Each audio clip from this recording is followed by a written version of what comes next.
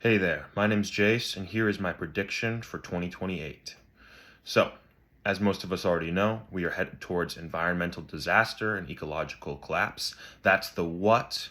The why, there's perverse incentives. So, money in politics, time horizons. Essentially, the people who are making decisions, whether they are in politics directly or indirectly influencing politics, such as CEOs of corporations, shareholders, etc., the kind of business deals that happen in back rooms.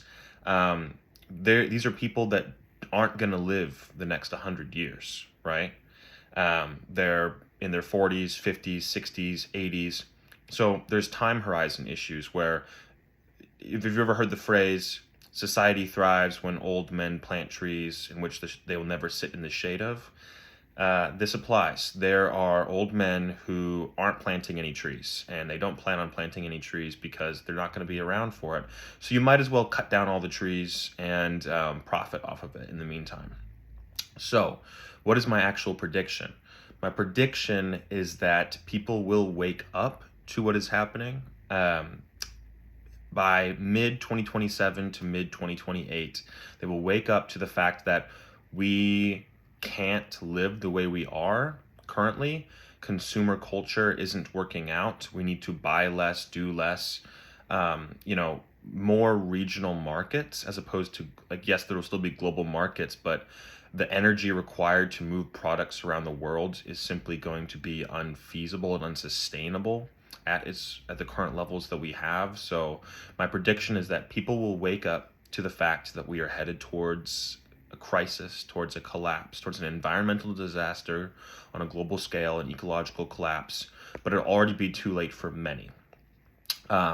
So what's that going to look like? Well, hot summers are already happening in Phoenix in winter before even spring. I believe that it hits 106 or close to 106 degrees. That is going to become the norm in places, not just in places like Phoenix. There's going to be hot summers. There's not going to be enough energy for affordable air conditioning. Again, I think on a subconscious level, people might realize what is happening, but they don't care, and they think that someone's going to save them. Politicians would do the right thing, that we can kind of keep chugging along as normal. It will take energy costs. It'll take food scarcity. It'll take supply chain disruptions. Only then, in mid 2027, mid 2028, are people going to start realizing, oh, this is serious. I'm going to scale back, or I'm going to change this lifestyle, or I'm going to start taking the bus to work, or I'm going to prep and try to eat more affordably and do this, and do that and support local or whatever. So again, hot summers, not enough snowfall in winters, so ice caps, and of course that all goes without saying. Developed nations will have less spending on a person by person basis. So the unsustainable amounts of debt that countries like the U.S. are incurring upon themselves, that will no longer be looked at as something that is maintainable, and there's going to be a huge global contraction, right? So people aren't going to see the United States. So this is already happening, of course. So this isn't like groundbreaking. People are not going to see the United States or China or really anyone as the solve everything country. There's not going to be a single currency, and there's certainly not going to be a single country leading the show.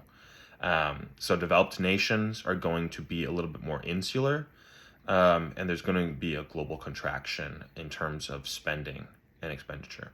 That, of course, goes without saying that the U.S. is no longer going to be a hegemonic power. So that's we're headed towards environmental disaster and ecological collapse, and that we will need to change the way that we structure our lives, and our general lifestyles. The why, perverse incentives from greed, and those who have shorter time horizons aren't going to be around to live with the consequences of the lack of trees and shade that they are sowing in society. Prediction being that people are going to wake up, but it's going to be too late. So they will wake up when things like food, clothing, heat, like when things start actually affecting them, as opposed to just news cycles. And when they start realizing, holy moly, this I'm suffering right now. It is too hot, or I cannot get, like, access to resources that I used to have access to for an affordable price. Um, and then the how to survive, I would like to conclude with, or how do we get out of this situation, is we need to overturn Citizens United. This is, U.S. centric slightly. And we need to get money out of politics, right? So it needs to be illegal for politicians to own individual stocks. They can invest in the wider market, for example. Like, they can invest in if you have a 401k as part of a corporation, you are no stranger to the fact that you can't that your corporation likely limits you. You can't just invest in random stocks, right? You can invest in, like, global ETFs. So, like, this is the S&P 500 or the Russell, or any of those things, right? You can invest in the wider markets, and hopefully that incentivizes you as a politician to not be making backroom deals, but instead trying to promote your economy, the global economy, making it basically the perverse incentives. If you remove that route, then and you make the incentive that the global economy goes up, you earn money, or at least the American economy goes up, then you earn money. That is, you have to fix the incentives if you want to fix the institutions, right? And then thirdly, so Citizens United needs to be overturned. Money out of politics, duh. And then less consumerism. I think we are all going to, you know, society moves in sort of cycles. The pendulum swings this way and then it swings back the other way. We are at or near the peak of of Amazon, of ordering the food to your doorstep, of not talking to your neighbor, of sort of being socially isolated, at least here in the United States, and trusting too much in not blindly trusting, but just kind of going along with the broken institutions that we, out of habit, have used to trust or used to rely on decades ago. That is no longer going to be the case. There's going to be less consumerism, and people are going to scale back and get to know each other again.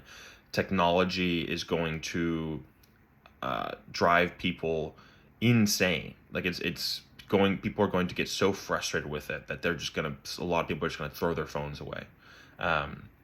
So that's my mid 2027 to mid 2028 prediction.